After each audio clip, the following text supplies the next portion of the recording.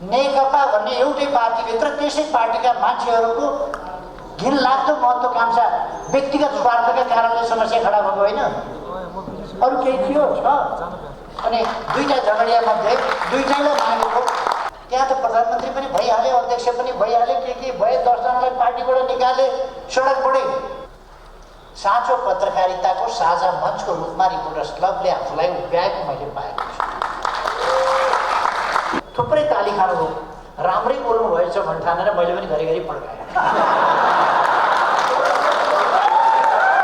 चुनाव भएर सङ्घीय लोकतन्त्रलाई खतरा पर्छ भने त अब 20 महिनापछि त लोकतान्त्रिक गणतन्त्र, सङ्घीय लोकतान्त्रिक गणतन्त्र त खतरामा पर्नै हो नि। अब के खाइयो त्यो नाम अनि दिदा नखाने राति गएर पोल चाट्ने भने 15 दिनभित्र अर्को नाम अरूसँग नजुट्ने गरी आऊ त भनेकै छ त।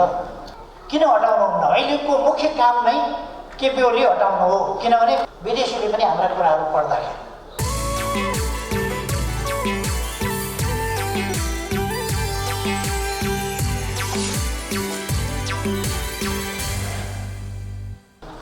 आज रिपोर्टर्स क्लबको 23औं वार्षिक उत्सव अथवा विगत 23 वर्षमा रिपोर्टर्स क्लबले गरेका महत्त्वपूर्ण कामहरू, देशको सेवाका निम्ति, जनताको सचेतनताका निम्ति गरेका कामहरू र आफैले आफ्नो प्रगति गरेका, उपलब्धि गरेका क्षणहरू र श्रेणीहरू सम्झिने दिन पनि हो।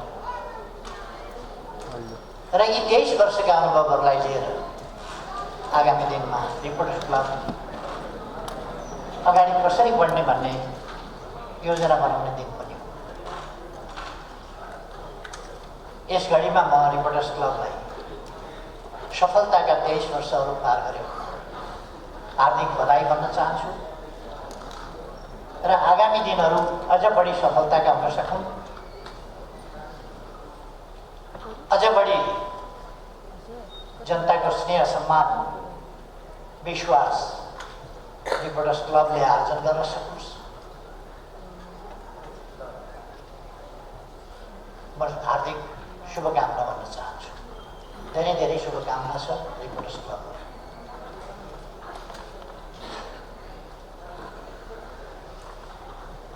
आज पुरस्कृत हुने साथीहरू सबैलाई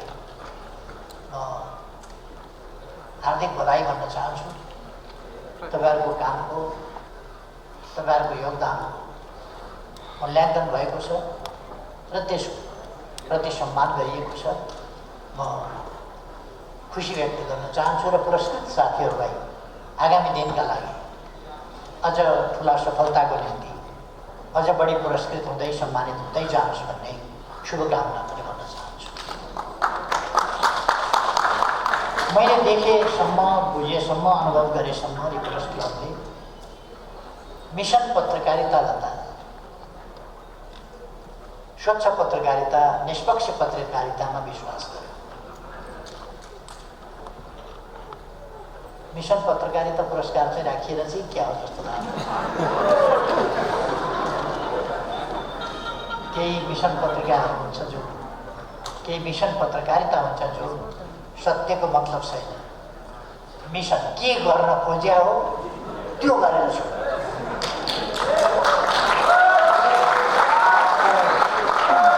सत्यको अर्थ छैन, कर्तव्यको मतलब छैन। त्यस प्रकारको पत्रकारिताको निकै ठुलो विधि भएको बेला त्यस्ता पत्रकारिताहरूभन्दा पृथक साँचो पत्रकारिताको साझा मञ्चको रूपमा रिपोर्टर्स क्लबले आफूलाई उभ्याएको मैले पाएको छु। त्यस कारण म रिपोर्टर्स क्लबको प्रशंसा गर्न चाहन्छु। यद्यपि म पुरस्कृत भएको छैन, होइन, म पुरस्कृत नभए पनि अरू पुरस्कृत भए पनि खुसी व्यक्त गर्न पाइयो नि। र म त पत्रकारिता नै नगर्ने मान्छे, कहाँबाट पुरस्कृत? तपाईँहरूले मलाई पुरस्कृत गर्नुभएको छ, मैले त गर्नुसम्म गरेकै हो। केपी ओलीलाई मैले अध्यक्षबाट पनि हटाएकै हो। नेताबाट पनि हटाएकै हो, साधारण सदस्यताबाट पनि हटाएकै हो। म एकताको निम्ति गर्नसम्म मैले योगदान गरेकै हो, प्रयास गरेकै हो। केपी ओलीले भन्नु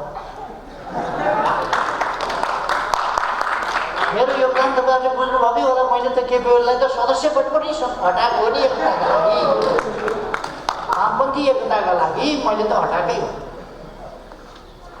यो भाषण कता तालमेल अलिकति मैले मेलो नपाएको नि। एकता भन्ने शब्दको अपमान योभन्दा बढी डबलीमा लगेर हुर्मत लिने काम। यतापट्टि दुःखको कुरो बुझिँदैन, यहाँ बसेर राम्रो बुझिँदैन कुरा, त्यो प्रतिध्वनित भएर आउँछ, त्यता अलिक बुझिन्छ। अघि ऋषि भाइले थुप्रै ताली खानु हो, राम्रै बोल्नु भएछ भन्ने ठानेर मैले पनि घरिघरि पड्काएँ।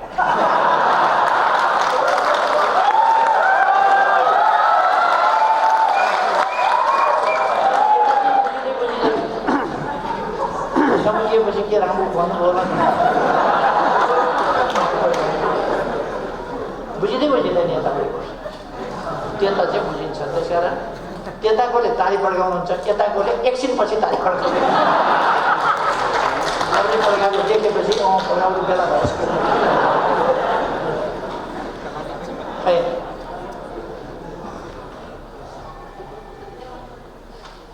देश सङ्कटमा परेको छ। सङ्कट होला, केपी ओलीलाई पर्या होला, प्रचण्डलाई पर्या होला, माधव नेपाललाई पर्या होला। देशलाई कहाँ सङ्कट पर्यो, केमा सङ्कट? तपाईँहरूलाई केमा सङ्कट पर्यो भन्नुहोस् त? केमा सङ्कट पर्यो? तनखा आएन कि, जागिर गयो कि, केमा सङ्कट पर्यो तपाईँहरूलाई? मजदुरलाई केमा सङ्कट पर्यो, किसानलाई केमा सङ्कट पर्यो, संविधानलाई केमा सङ्कट पर्यो, व्यवस्थालाई केमा सङ्कट पर्यो? राम्रो नबुझिए पनि सङ्घीय लोकतान्त्रिक गणतन्त्रको रक्षा, अघि मैले भर्खर सुने, सङ्घीय लोकतान्त्रिक गणतन्त्र खतरामा पर्यो भनेर यो बाँचोस् भनेको थियो अरे, खतरामा पर्यो अरे सङ्घीय लोकतान्त्रिक गणतन्त्र।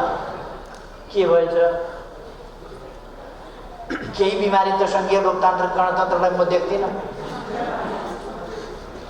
कुनै कहीँबाट खतरा आएको त देख्दिनँ। चुनाव भएर सङ्घीय लोकतन्त्रलाई खतरा पर्छ भने त अब 20 महिनापछि त लोकतान्त्रिक गणतन्त्र, सङ्घीय लोकतान्त्रिक गणतन्त्र त खतरामा पर्नै हो नि। चुनाव गर्दा खतरामा पर्छ। यो कुरा अलिकति ताल सुरका कुरा गर्नु मान्छन्, ताल सुरका। अदालतले मैले गरेको सिफारिस, विघटनको सिफारिस रद्द गर्यो। राजनीति बुझेर गर्यो कि राजनीति हेरेर गर्यो कि संविधान हेरेर गर्यो कि संविधानको व्याख्या गरेर गर्यो कि? व्याख्या त गर्नै पाइँदैन भन्ने संविधानले देखाए अनुसार गर्नु भन्थ्यो। खै 11 फागुनमा मेरो सिफारिस बदल गरेर विघटित प्रतिनिधि सभा पुनर्स्थापना गर्दा म कुनै आवेश उत्तेजनामा पनि आएन, केहीमा पनि आएन। अदालतको आफ्नो बुझाइ हुन्छ, आफ्नो प्रक्रिया हुन्छ, उसले आफ्नो फैसला गर्ने हो। हामीले लोकतन्त्रमा त्यस बेला दङ्ग परेर फुरफुर भएर अदालतकी जय जय गान गरेर अभिल जात्रा, अब के खाइयो त्यो नाम फेरि फागुन 23 गते 12 दिनपछि अर्को फैसला, 12 दिनपछि अर्को फैसला आउँदा अब अदालत कामै नलाग्ने भयो। फेरि कामै नलाग्ने भयो। अर्को पार्टीको नाउँमा दर्ता गरिएछ। मेरो पार्टी अर्काको पार्टीको नाममा दर्ता भएछ, नाम सरकै। अब नाम सरकै मिलेपछि अर्काले मुद्दा हाल्यो। मेरै पार्टीको नामसँग ठ्याम्मै मिल्ने गरी अर्को राखेर दर्ता गरेर हामीलाई उज्याल पार्ने, हाम्रो चाहिँ अस्तित्वै समाप्त पार्ने काम हुन भएन। इन्साफ पाऊँ, न्याय पाऊँ भनेर उसले मान्यो। अदालतले फैसला गर्यो, ठिकै हो, अर्काको नाममा दर्ता गर्न पाइँदैन। त्यो दर्ता खारेज भयो। दर्ता खारिज भइसकेपछि तपाईँले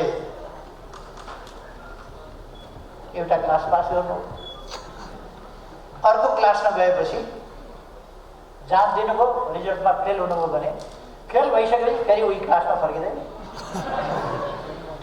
उही क्लासमा फर्किन्छ नि। 8को जाँच दिनुभयो, फेल हुनुभयो, 8मा बस्नु। दर्ता भएको थियो, दर्ता खारिज भयो, फेरि पहिलेकै ठाउँमा आयो। पहिलेकै ठाउँमा आएपछि अदालतले के भन्यो भने निर्वाचन आयोगलाई आदेश दियो 15 दिनको म्याद देऊ, उनीहरू नयाँ नाम लिएर फेरि एउटै पार्टी दर्ता गर्न चाहन्छन् भने त्यो त दर्तै भएन नि। दर्ता नभएपछि, दर्ता खारिज भएपछि पहिलेकै ठाउँमा गए। एकता गर्नै खोजेको हो भने नयाँ नाम लिएर आऊ। मैले प्रचण्डजीलाई फोन गरेँ, पार्टी अलग अलग भयो अदालतको फैसलाबाट। हामी कुरा गरौँ। निर्वाचन आयोगले अदालतको आदेश बमोजिम हामीलाई 15 दिनको म्याद दिएको छ। अरू पार्टीसँग नजुट्ने गरी नयाँ नाम लिएर दर्ता गर्न आऊ। एउटै पार्टी बनाउने हो भने, नत्र आफ्ना आफ्ना पार्टी चलाउने हो भने त छँदैछ। एउटै पार्टी बनाउने हो भने 15 दिनभित्र दर्ता गर्न आऊ। मैले उहाँलाई फोन गरेँ, केन्द्रीय कमिटीको बैठक छ, सकिएपछि तपाईँलाई फोन गर्छु, अनि भेटेर कुरा गर्नु। एकछिनपछि अनलाइन खबर सबर आदि इत्यादिमा आयो। केपी ओलीले फोन गरेका थिए, मैले बैठक छ भन्ने, मलाई भेट्न मन थिएन, मैले टार्दिएँ, भेट्दिनँ। अनि एकता चाहिएको थियो, अदालतले हाम्रो एकता भङ्ग गरिदियो। एकता बाँकी थियो र भङ्ग गर्नु अदालतले? एकता कहीँ बाँकी थियो? जहाँ अध्यक्ष निकालिसकेका छ, दलको नेता निकालिसकेका छ, दलको नेतालाई साधारण सदस्यताबाट पनि निकालेको छ, त्यहाँ एकता थियो भनेर ढक्क सोलाएर ढाँट कुरा गर्ने? एकता बाँकी थियो, एकता बाँकी राखेका थियो। तैपनि मैले कुरा गर्नलाई फोन गरेँ। उहाँले त्यसलाई मजाक बनाएर अखबारबाजी गर्नु फोन गरेका थियो। मैले भेट्दिनँ, इच्छा थिएन, तर्काइदिएँ, टार्दिएँ। ठिक छ नि त, आफ्नो आफ्नो पार्टी चलायो। अनि दिदा नखाने राति गएर पोल चाट्ने भने 15 दिनभित्र अर्को नाम अरूसँग नजुट्ने गरी आऊ त भनेकै छ त, गए हुन्थ्यो नि त। फोन सम्पर्क गर्दा कुरा गर्न पनि इच्छा नगरेर भाग्ने। अनि अदालतले हामीलाई फुटाइदियो। मुद्दा लडेर जाली फटा हुन्छन् गाउँघरमा, केही मुद्दा लडेर अनेक हिसाबले जाली तर्क प्रमाण अनेक पसारेर अदालतलाई गुमराहमा पारेर अर्काको बाली हडप गर्ने, अर्काको कमाई, अर्काको आम्दानी हडप गर्ने, अर्काको जिन्दगीभरिको पसिना हडप गर्ने हुन्छन्। त्यस्तै त नेकपा एमाले बनाइयो, नेकपा एमाले बनाइयो। त्यो खोसेर लाने म त छक्क परेँ। प्रचण्डले सूर्य चिन्ह मेरो हो भनेको सुन्दाखेरि अचम्म लाग्यो। प्रचण्डले सूर्य चिन्ह मेरो हो। मैले दृष्टान्त पनि दिएँ, केटाकेटीहरू कहिले कहिले अर्को बच्चाको खेलौना कति राम्रो एकछिन देऊ न भन्छ, अनि सामान दिएपछि यो त मेरै हो।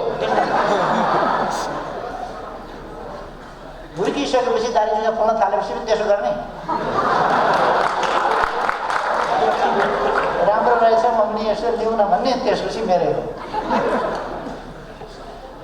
खै आज पुनरावलोकनका लागि जानुहोस्। अदालत कुनै मजाक गर्ने ठाउँ हो र? दर्ता खारिज गरिदियो, पार्टी आफ्ना आफ्ना भइसके। डबलीमा बोल्ने मान्छेसँग एकता, सही कुरा गर्नुपर्छ नि। एकता गर्ने भन्यो, त्यहाँबाट सिद्ध्याउनै खोजेको सिद्ध्याउनै पर्छ। त्यही डबलीमा बोल्ने त्यो हुन्छ नि म्यान्डेट, त्यो बुद्धिजीवीहरूको भूमिका। मोडरेटरको भूमिका जस्तो थियो ती मोडरेटरहरू सोकल्ड डेमोक्रेसीका लागि कति योगदान गरेका छ, कसका स्वार्थ बोकेर कुदेका छन् अनि माखौल उडाएका छन् डेमोक्रेसी। किन तपाईँहरू केपी ओलीलाई किन हटाउनुहुन्न? अहिलेको मुख्य काम नै केपी ओली हटाउनु हो, किनभने यो त देश विकास गर्न थालिसक्यो केपी ओलीले। टनेल बन्दैछ यहीँ, यो टनेल त 2 वर्षमा पुरा हुन्छ, 26 किलोमिटर बाटो 4 मिनटमा पुगिने भइसक्यो। यस्तो गर्न दिइरहनुहुन्छ मन्त्रीजी, मोडरेटर है। तराईका समस्या पनि समाधान गर्न आँटिसक्यो, त्यो गर्न दिनुहुन्छ?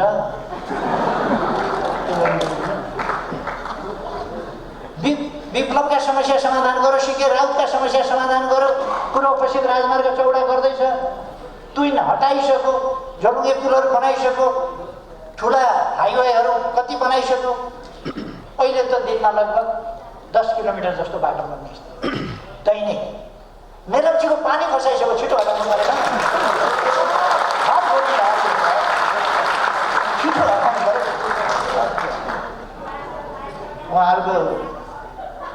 उहाँहरूको त्यही पोलिटिक्स होइन। देशप्रति अलिकति इमान्दार हुन सिक्नु पर्यो। कहाँ पर्यो देश सङ्कटमा? अघि भर्खर पनि एकजना मित्रले बोल्नु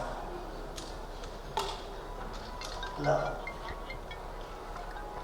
वाक स्वतन्त्रता, प्रकाशन स्वतन्त्रता, कस्तो वाक स्वतन्त्रता छ? वा, ज्याकेट खोलेर फुत्त फ्याँकिदिन पाइन्छ। कसैले नथुनेको मुख आफै टेप लाएर थुनेर आएर गर्न पाइन्छ। त्यसपछि मनपरी बोल्न पाइन्छ, बोल्न पाइन्छ भन्दै बोल्न पाइन्छ, मनपरी बोल्न पाइन्छ, लेख्न पाइन्छ, छाप्न पाइन्छ। अनि कहाँनेरि भएन स्वतन्त्रता? वाक भएन कि प्रकाशन भएन कि के स्वतन्त्रता भएन? केमा भएन? अनि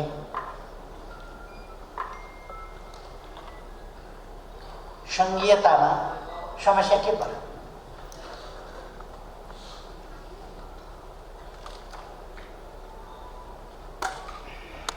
मेरो विचारमा यद्यपि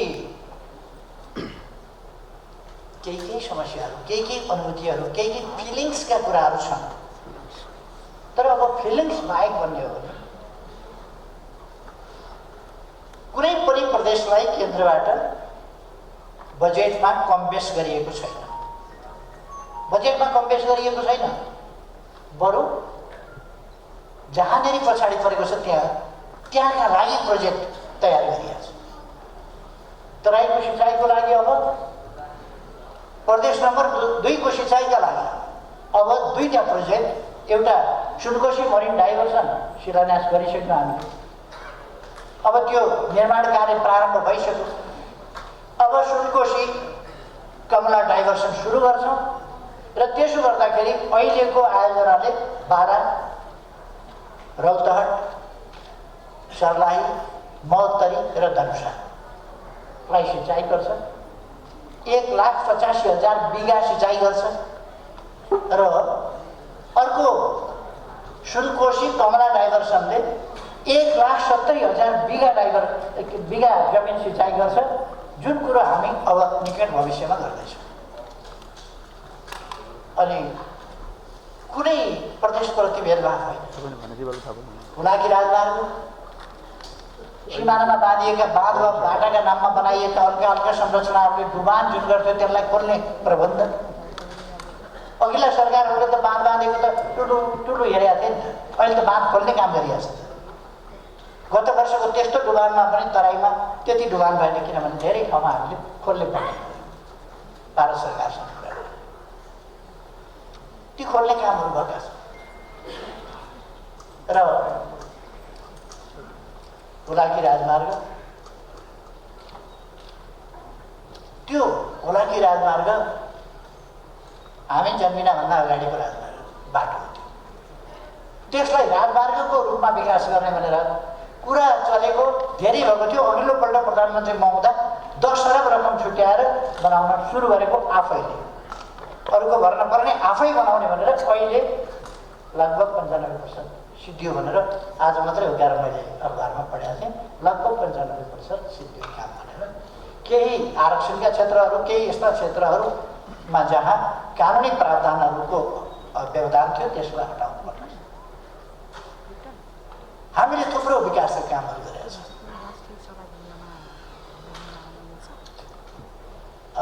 एकजना बुद्धिजीवीजीले एउटा आर्टिकल लेख्नुभएको रहेछ। त्यो आर्टिकल के लेख्नुभएको रहेछ भने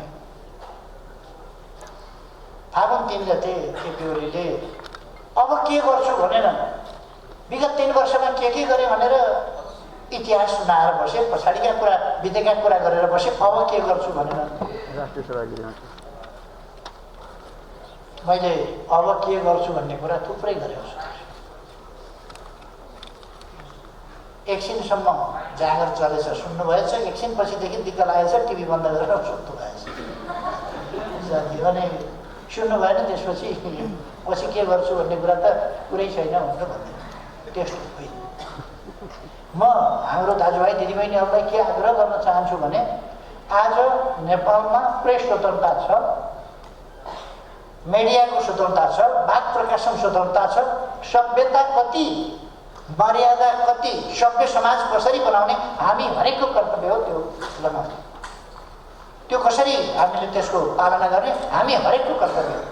हामी हरेक सचेत नागरिक, अनपढ गाउँको, पछाडि परेको, दुर्गम ठाउँको, कसैले पढ्न नजानेको, लेख्न नजानेको वा सभ्यता नदेखेको मान्छे मिडियामा काम गरिरहेको छैन, नेता भइरहेको छैन। त्यो त टाठोबाटै गएर मिडियामा होला, टाठोबाटै गएर नेता भएको होला, राजनीतिक कार्यकर्ता होला। त्यस्ता टाठाबाठाहरूले आफ्नो सामाजिक मर्यादा, सभ्यता जस्ता कुराहरू कायम राख्ने कर्तव्य हुन्छ।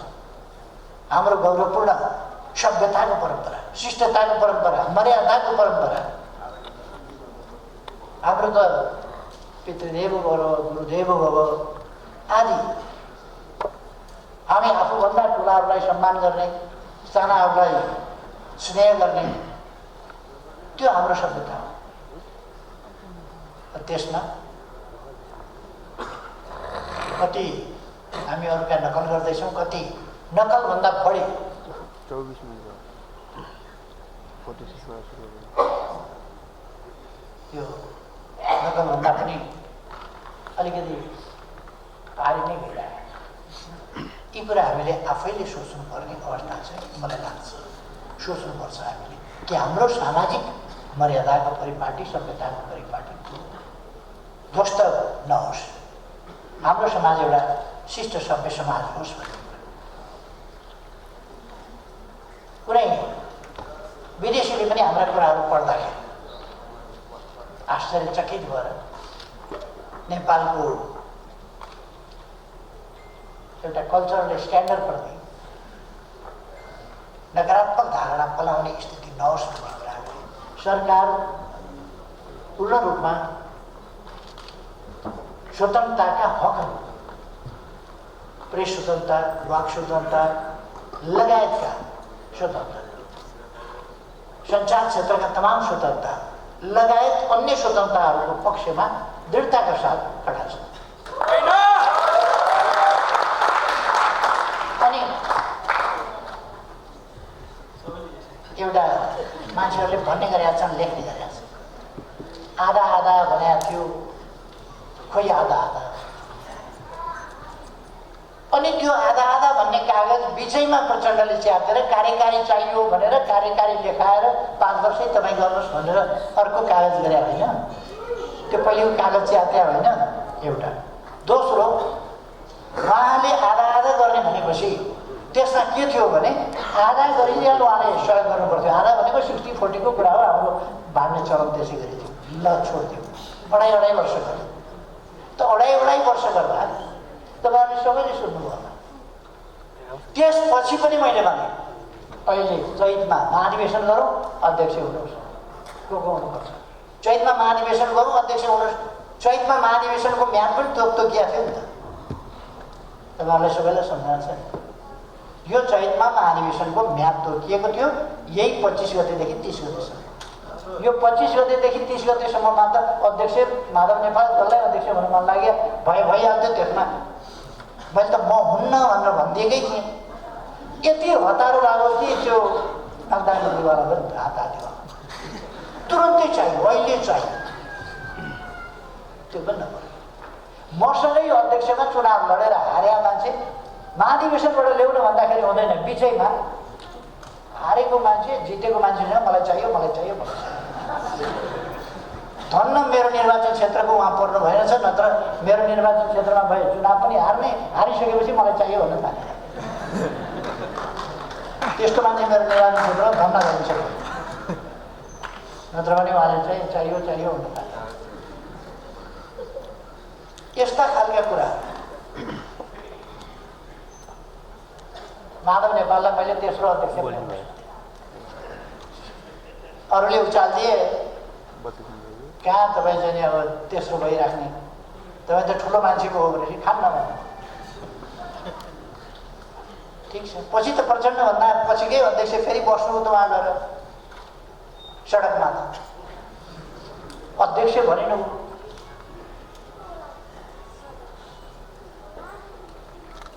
म सानो हुनुभन्दा अगाडि बडो चल्थ्यो, म सानो हुनुभन्दा अलिक अगाडि केटाकेटीहरू बिहे गरी खेल्थे, दुला हुन्थ्यो, दुलै हुन्थ्यो, कोही बाजा बजाउने, कोही घोष लगाउने, यस्तो बिहे गरी खेल्ने भन्ने एउटा खेल हुन्थ्यो। अलिक मेरो पालोमा अलिक भएन, मभन्दा अलिक अगाडिसम्म चाहिँ यो खेल बडा चल्थ्यो हाम्रो समाजमा। केटाकेटीहरू खेल्थे, बिहे गरी खेल्थे, दुला हुन्थ्यो, दुलै हुन्थ्यो, खेल सिद्धिएपछि सिद्धियो। त्यहाँ त प्रधानमन्त्री पनि भइहाले, अध्यक्ष पनि भइहाले, के भए, 10 जनालाई पार्टीबाट निकाले,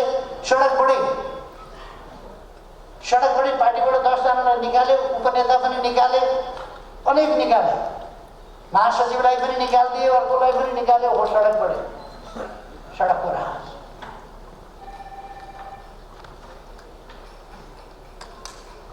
र त्यो खेल सिद्धिएपछि फेरि सिद्धियो। मैले के भनेको छु भने मलाई प्रधानमन्त्रीमै बस्नुपर्छ भन्ने छैन, तर एकाध मान्छेलाई हतारो भयो भनेर ती मान्छेको तीव्र महत्त्वाकांक्षा, व्यक्तिगत स्वार्थ, देश बनाउने उहाँहरूको कुनै कुरा होइन, कुनै कुरा छैन।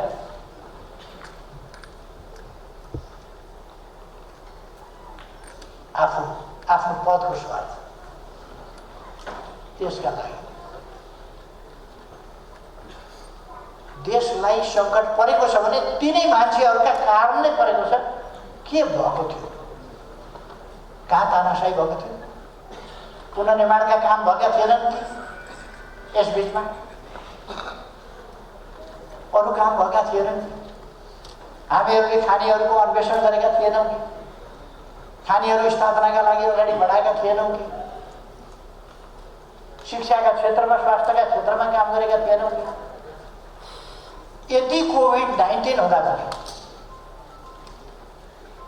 अन्त रिपोर्टर्स क्लबको आजै लोकार्पण गरिएको संस्थागत मुखपत्र, त्यसमै पनि नागरिकले आफैले पैसा तिरेर परीक्षण गराउनु पर्ने, आफैले पैसा तिरेर उपचार गराउनु पर्ने भन्ने गलत तथ्याङ्क प्रस्तुत गरिएको छ। सरकारले परीक्षणको पैसा सरकारले तिरेको छ।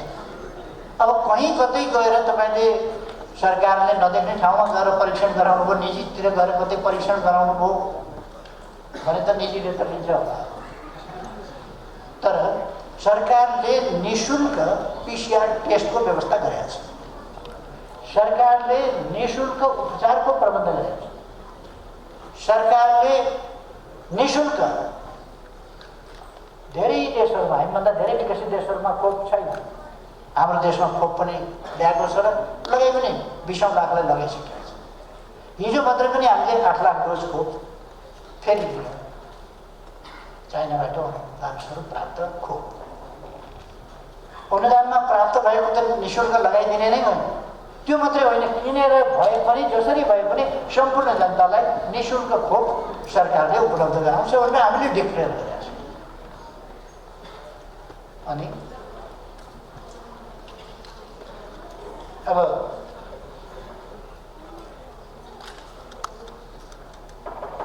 आलोचना गर्ने, सरकार बनाउने बित्तिकै पहिलो बजेटमा यो किन गरिएन, त्यो किन गरिएन, ज्येष्ठ नागरिक भत्ता किन बढाइएन भनेर धुम मचायो पहिलो बजेटमा। र हामीले गत बजेटमा बढायौँ। सामाजिक सुरक्षाका प्रबन्धहरूको क्षेत्रमा थुप्रो काम हामीले गर्यौँ। योगदानका आधारमा सामाजिक सुरक्षा जस्ता कुराहरू गर्यौँ। त्यसो अरू पनि सामाजिक सुरक्षाका कामहरू हामी गर्दै जान्छौँ। अब पनि साउन 1 गतेबाट सामाजिक सुरक्षा भत्ता अलिक बढ्छ नै, लागु हुने गरी साउन 1 गतेबाट लागु हुने गरी बढ्छ। कसैलाई आपत्ति लाग्छ भने फेरि मैले भनिदिन्छु, आपत्ति लाग्छ भने सामाजिक सुरक्षा भत्ता साउन 1 गतेबाट लागु हुने गरी बढाइनेछ। अब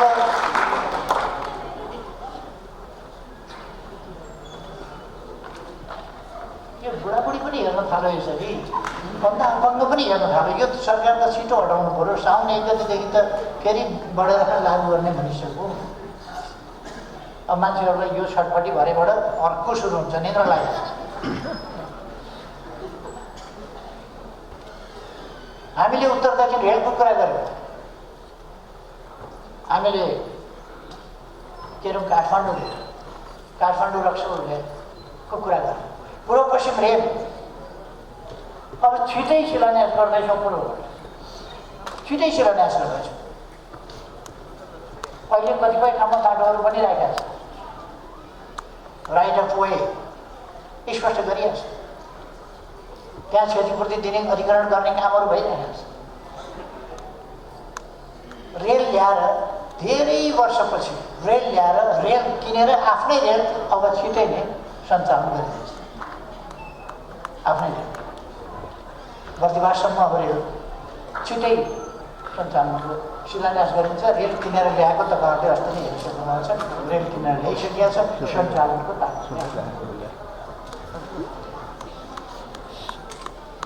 हाइवेहरू, मध्य पहाडी राजमार्ग, मध्य मैदानी राजमार्ग, पूर्व पश्चिम राजमार्ग, बुलाकी राजमार्ग, पूर्वदेखि पश्चिमसम्म सिमाना, दक्षिण सिमानाको छेउ अलिक माथि, त्यसभन्दा अलिक भित्रबाट र मध्य पहाडबाट र तीसँग लिङ्क गर्ने अरू बाटाहरू, राजमार्गहरू, जसले गर्दा यातायातलाई अब नेपाल कहीँ पनि खासै दुर्गम रह्यो भन्ने स्थिति नरहने, कहीँ पनि दुर्गम नरहने गरी हुम्लामा केही किलोमिटर खोल्न बाँकी छ ट्र्याक।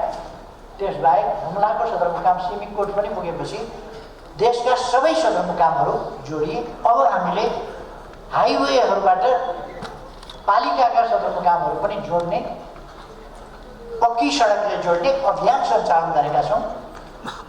केही बुद्धिजीवी पनि गरेका छौँ। यो सदरमुकाम जोड्ने एकैचोटि 309 अस्पताल, पहिले अस्पताल शिलान्यास गरेका छ, कहिले कति 210वटा बाटो एकैचोटि शिलान्यास गरेका छ। यो त अचम्म हुन्छ। करिब 5000 जसो विद्यालयलाई अब छिटै नै हामी 5 अरबभन्दा बढी रकम विद्यालयको पूर्वाधार विकास लगायतका काममा छिटै नै तुरुन्तै वितरण गर्दैछौँ। 5 अरबभन्दा बढी रकम। शिक्षाका क्षेत्र होस् कि स्वास्थ्यका क्षेत्र होस् कि सबै क्षेत्रहरूमा देश अगाडि बढेको छ र बढाइनेछ।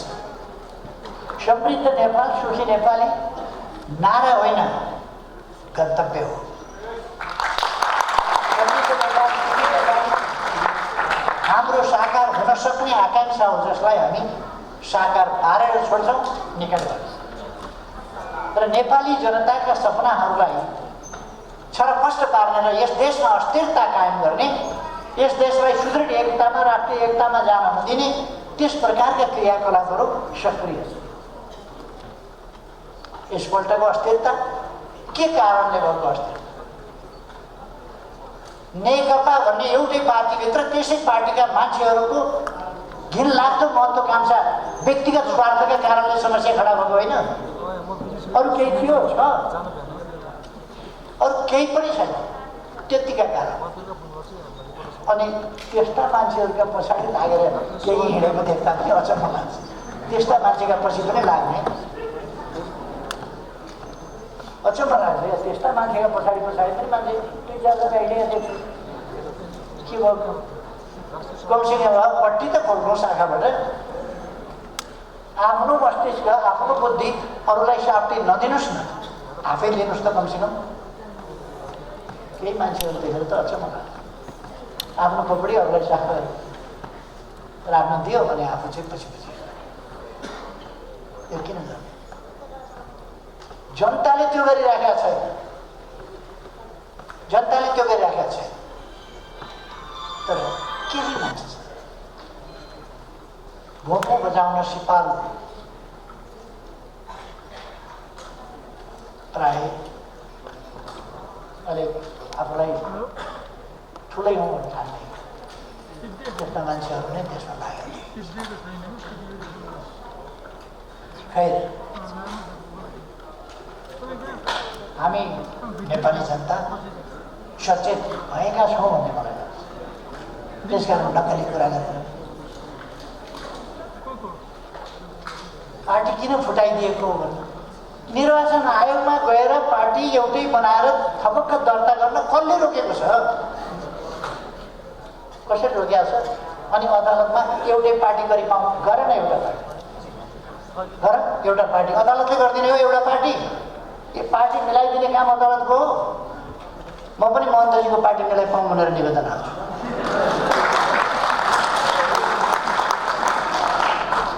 अब उहाँ र म नमिल्ने, अदालतमा गएर महन्तजीको पार्टी मिलाई पाउँ,